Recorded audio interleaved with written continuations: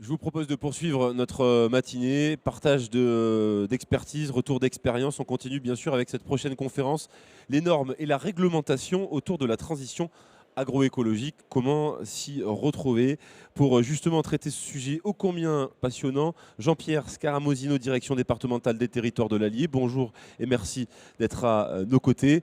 Garance Renaud, ingénieur projet méthanisation pour le bureau d'études Biovalo. Bonjour Garance. Et Laurent Rivollet, chargé de développement gaz vers GRDF pour la région Auvergne-Rhône-Alpes. Merci à tous les trois d'être parmi nous pour échanger sur ce sujet important. Alors, quelques éléments de contexte et d'introduction, si vous le voulez bien. Le développement de l'agroécologie constituerait une alternative souhaitable à l'agriculture dite conventionnelle pour accélérer la transition de notre système alimentaire vers la durabilité. L'agroécologie s'appuie sur un principe fondamental, utiliser de manière optimale les ressources apportées par la nature pour développer une agriculture utilisant le minimum d'intrants de synthèse. D'après le ministère de l'Agriculture et de la Souveraineté alimentaire, on recense en France 36 225 exploitations à haute valeur environnementale, plus connues sous le nom de HVE. Alors la haute valeur environnementale correspond au troisième niveau le plus élevé de la certification environnementale des exploitations agricoles. Cette certification, c'est une démarche volontaire, accessible à toutes les filières et qui a pour objectif de construire autour de 4 thématiques environnementales. La première, la protection de la biodiversité.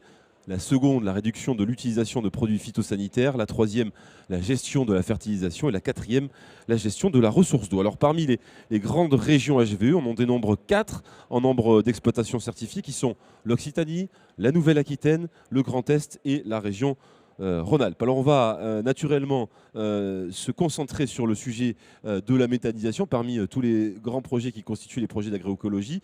Et je commence avec vous, si vous le voulez bien, Garance Renaud. La première réglementation sur la méthanisation, elle remonte au 10 novembre 2009 avec le premier arrêté ICPE. On en a parlé tout à l'heure justement avec un inspecteur de l'environnement qui fixe des règles très précises au sujet de l'installation d'unités de méthanisation. La filière de la méthanisation, c'est une filière dite émergente, très récente. Quelles sont justement, Clémence, les grandes réglementations de cet arrêté ICPE du 10 novembre 2009 ? Eh bien oui, comme vous le dites, du coup, le premier texte qui est venu encadrer la filière méthanisation, il est sorti en 2009. On parle d'un arrêté ICPE. ICPE, ça veut dire installation classée pour l'environnement. Une méthanisation, c'est un peu comme un site industriel. C'est un site qui doit respecter des normes, que ce soit pour les hommes, pour l'environnement. Et donc c'est ce premier texte qui est venu pour poser un peu les grandes règles auxquelles la méthanisation doit respecter. Alors regarde, je vous invite à parler un peu plus près de votre micro pour que l'on vous entende mieux. Y a-t-il eu des évolutions depuis justement 2009 en termes de réglementation ? Oui, tout à fait. Il y a eu plusieurs révisions des textes ICPE pour amener de plus en plus de professionnalisation de la filière. La première en date, c'est... la première, non, il y en a eu pas mal, mais celle que j'ai en tête, c'est celle de 2020, qui est venue apporter des modifications, notamment qui ont fait un peu un frein à la filière, si je peux dire. Puisqu'il y a eu un impact, notamment, ça a eu un gros impact économique pour ceux qui avaient déjà leurs unités et les agriculteurs qui se lançaient dans le projet. On y reviendra peut-être un peu plus en détail par la suite de nos échanges. Je me tourne vers vous cette fois-ci, Jean-Pierre Scaramosino. Vous accompagnez les porteurs de projets sur l'installation, entre autres, d'unités de méthanisation. Vous travaillez pour la direction des territoires de l'Allier.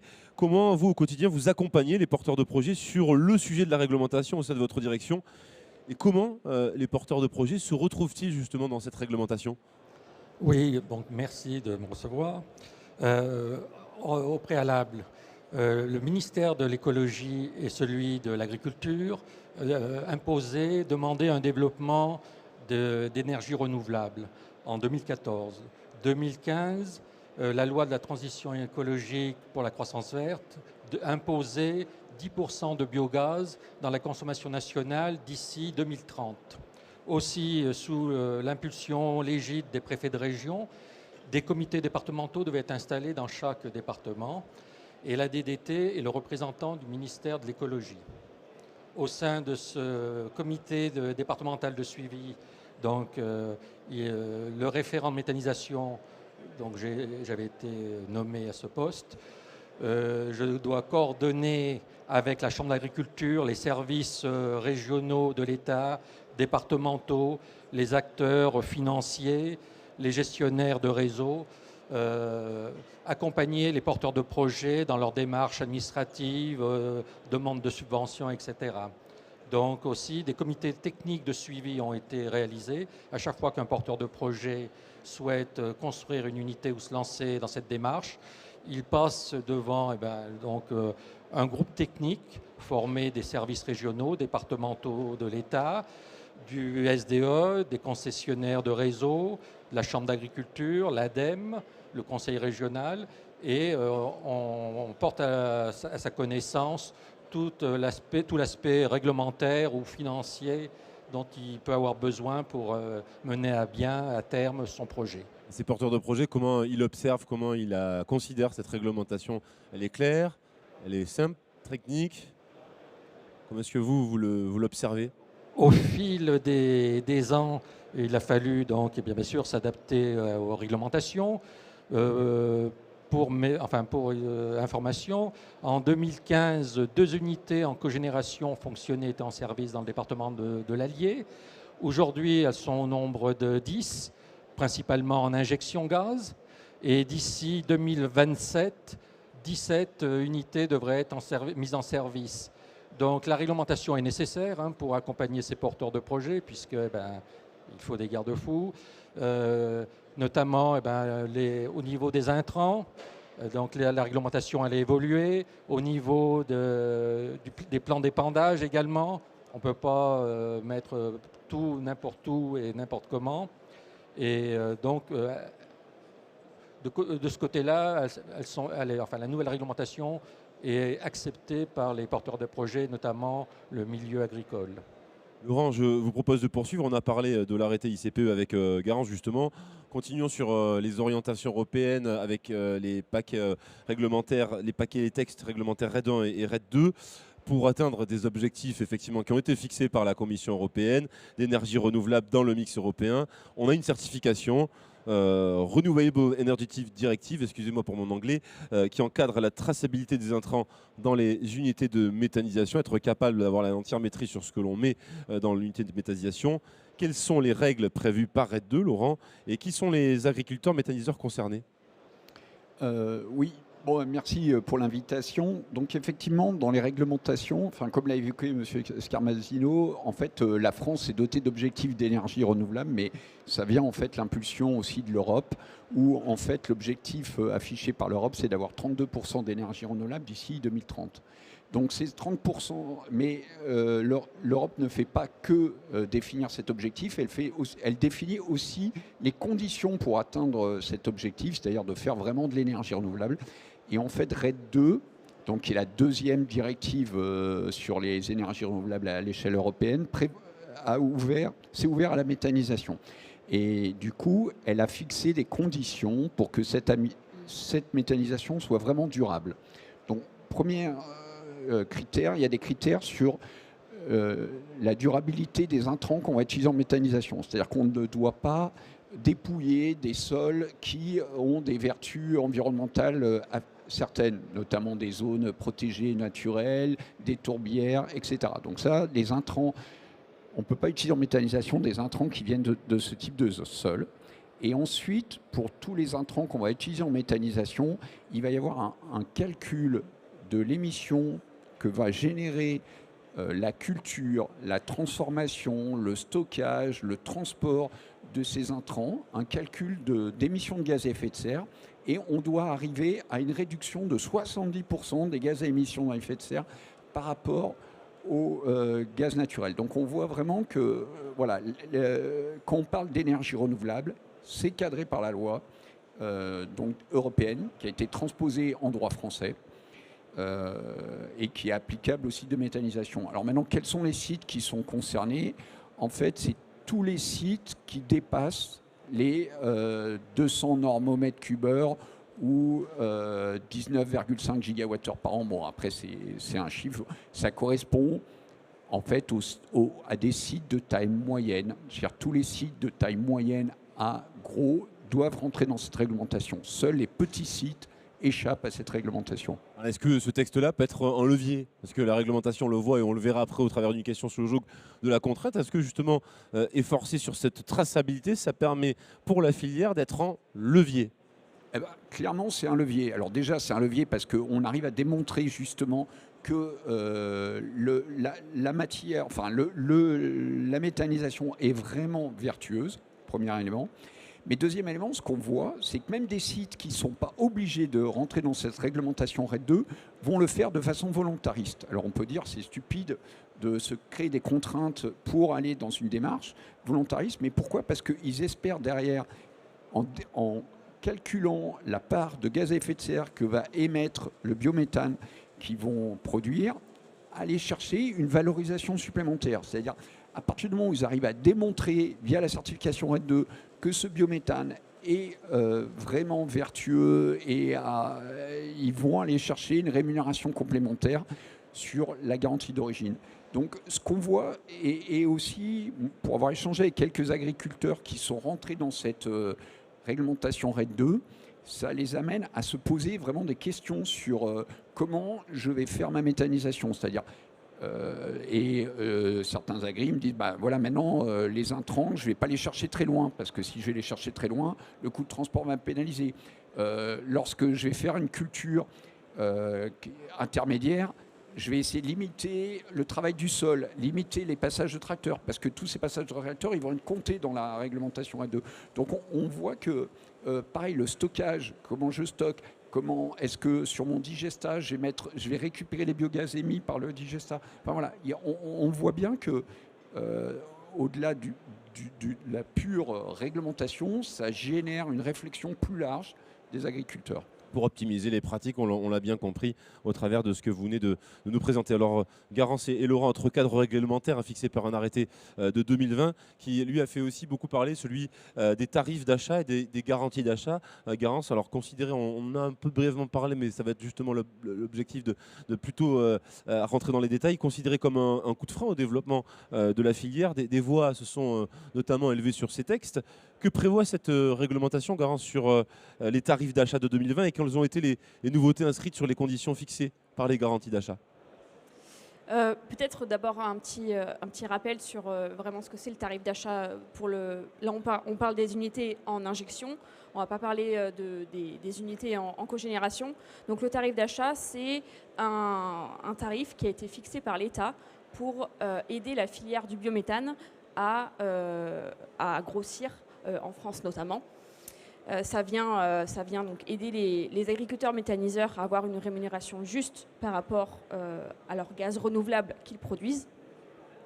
Et oui, en effet, ça a été un frein à la filière, notamment parce que ça induit notamment une dégressivité du tarif en fonction de la date à laquelle le producteur signait son contrat d'achat, ce qui a mis un peu un frein à la filière qui est un peu pataugé à ce moment-là. Mais depuis, heureusement, il y a eu d'autres tarifs qui sont arrivés, avec notamment, mais Laurent, on saura en dire un peu plus, en 2022, il y a eu un nouvel arrêté sur le tarif de rachat qui a permis d'indexer le tarif avec les coûts, notamment de l'inflation qu'on connaît actuellement. Et en 2023, là, très récemment, en juin, il y a eu un nouvel arrêté qui permet d'introduire d'autres notions. Notamment, ça prend en compte les coûts de l'énergie, en plus de l'inflation. Ça permet d'annualiser sa production de biométhane sur l'année pour être un peu plus flexible. Qu'est-ce que ça permet d'autre? Qu'est-ce que j'oublie? C'est essentiellement ça. Voilà, ça a permis de redonner un petit boost à la filière, heureusement, après cet arrêté en 2020. On va compléter peut-être avec vous, Laurent. Non, mais c'est très bien. Enfin, Garance a dit effectivement les principaux sujets. Ce qu'il faut juste comprendre, c'est qu'à un moment, l'État a changé de braquet sur la réflexion. C'est-à-dire qu'initialement, sur les premiers tarifs, tous les effluents, enfin, toutes les productions agricoles avaient accès à une prime. Et par contre, sur les nouveaux tarifs, l'État a fait le choix de ne mettre une prime que pour les effluents d'élevage. Donc là, on sent bien qu'il y a une inflexion de la politique publique, de favoriser justement les éleveurs, le traitement des effluents d'élevage sur la méthanisation. Alors aussi parce que traiter des effluents d'élevage, ça génère plus de coûts, hein, et donc c'est logique de mettre une rémunération supplémentaire parce qu'il faut les transporter, parce que ça peut être moins méthanogène, notamment quand on a du lisier, hein, on a beaucoup d'eau, il faut des cuves de stockage plus grandes, etc. Donc voilà, l'État a, j'irais plutôt favoriser la production de biométhane issue des effluents d'élevage, là où elle a un petit peu défavorisé la méthanisation issue de cultures dérobées. Jean-Pierre Scaramosino, le département de l'Allier est un département à très fort potentiel méthanogène. Vous nous confiez il y a quelques instants qu'il y avait, il y a une dizaine d'années, 2 unités de méthanisation. On est maintenant à 10 et a priori dans quelques années à 17. Quels sont finalement les enjeux en termes de développement? Comment justement les projets se sont-ils démultipliés? Comment vous les avez vus, vous, ces projets se démultiplier? D'abord, du fait de la réglementation qui a évolué, et qui dit réglementation nouvelle dit aussi accompagnement financier de la part de l'État, de la région, de l'ADEME. Pour le département 03, le syndicat d'électrification départementale apporte sa contribution en proposant une avance forfaitaire pour les petites unités agricoles, une petite avance de 200 000 € remboursable sur 7 ans. Donc, qui impulse un peu pour le lancement des études de faisabilité. Au niveau acceptabilité, donc, il est nécessaire, ce qui est demandé maintenant par le comité départemental de l'Allier, avant de venir présenter le projet devant le comité et la sphère technique, le comité technique du comité de suivi de méthanisation. Il doit d'abord en référer aux élus du territoire concerné, puisque si les élus ne sont pas d'accord pour entretenir notamment les dégradations que pourrait occasionner la surcharge, le trafic supplémentaire de poids lourds, c'est difficile de pouvoir poursuivre la démarche. Donc les élus, les habitants à proximité, parce que par méconnaissance, vous avez une unité de méthanisation, si c'est de l'injection gaz, le gaz, ça fait peur. Donc, il y a besoin d'informer. Une obligation réglementaire ou non réglementaire? Alors, au niveau du département de l'Allier, ce passage devant les élus et l'information auprès des habitants les plus proches est demandé par le comité technique départemental de 03. Pour justement une meilleure acceptabilité et pour éviter après que, au bout de toutes les démarches, une fois que le porteur de projet a rempli son dossier, au moment où il pourrait prétendre à la pose de la première pierre, il doit faire marche arrière, puisque notamment sur 19 projets, 2 n'ont pas pu voir le jour dans le 03, suite à la non-acceptabilité de la part des élus ou de la part de la population, qui est de plus en plus très vigilante sur ce type de dossier. Et sur ces consultations et réunions publiques, vous y voyez un bénéfice, c'est-à-dire qu'effectivement, plus on présente le projet en amont, comme vous l'imposez maintenant au niveau du comité, et mieux les élus et également les citoyennes et citoyens sont alertes et du coup reçoivent un peu mieux aussi ce qui se passe en termes de renouvelables et donc de méthanisation. Je dirais que c'est le cap incontournable, le point de blocage incontournable. Dès que ce point de blocage est levé, donc déjà un premier feu au vert. Après, le second, c'est le passage. Alors, on n'est pas là pour sanctionner. Le comité technique, on apporte plutôt une aide on accompagne sur les démarches réglementaires ou recherche d'aide financière pour que le porteur de projet puisse aller au bout, au terme de son projet. Laurent, pour JRDF, un récent texte paru il y a quelques semaines, à l'été 2023, qui précise les sanctions encourues par la non-conformité des intrants. Laurent, à quoi correspond justement la non-conformité des intrants pour commencer? Et ma deuxième question portera sur les sanctions définies dans le cadre de ce nouveau texte de loi.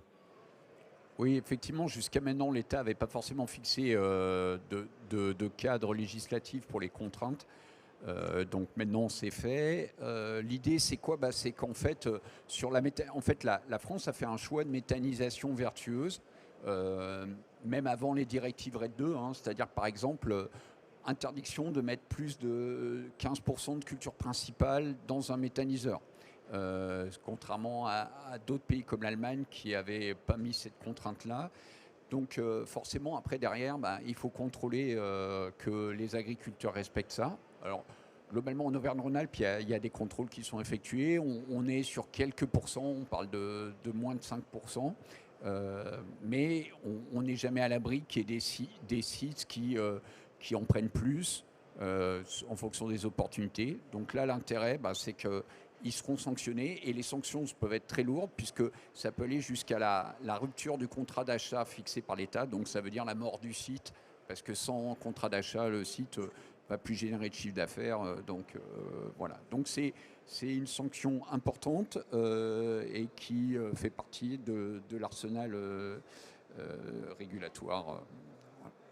Ma dernière question s'adressera à tous les trois. On parlait de RED 2, est-il ou non un levier, ce texte réglementaire? On parle, comme je disais il y a quelques instants, comme la réglementation égale contrainte, égale obligation, mais il faut aussi, comme je le disais, être capable parfois de l'interpréter sous le joug des opportunités. Ce n'est jamais facile d'ailleurs d'appréhender la question de la réglementation, il faut la connaître, il faut la maîtriser, il faut aussi l'absorber. Quel est le message tous les trois que vous pourriez porter à celles et ceux qui nous écoutent, ont un intérêt sur ce sujet qui est le sujet de la méthanisation et qui hésitent encore à se lancer parce que la réglementation peut parfois être un peu floue? Jean-Pierre Scaramosino, peut-être pour commencer. Pour le département de l'Allier, je dirais, une association existe, Métallier, qui accompagne, qui apporte des retours d'expérience, donc qui peut impulser, qui peut apporter cette aide auprès des agriculteurs.